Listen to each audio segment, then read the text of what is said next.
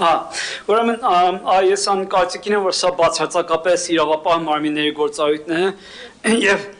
այս նախաձեռնով դուք ապացուցում եք, որ այս երկրում իրավապահ մարմինների ինստիտուտը չեն աշխատում, որտեղ եթե իրոք աշխատեն 7 տարվա մեջ, այս հարցի լուծումը մենք վաղուց ստացած կլինենք։ Միայն բանը, որ դուք կարող եք այս պահին, այս դուրսում նախին քաղաքապետարանի նկարների տակը դրեք քանի հատ մանկապարտեզ են թալանել։ Էդի ես գոհ կլինեմ, եթե այդ քանակարակ անեք։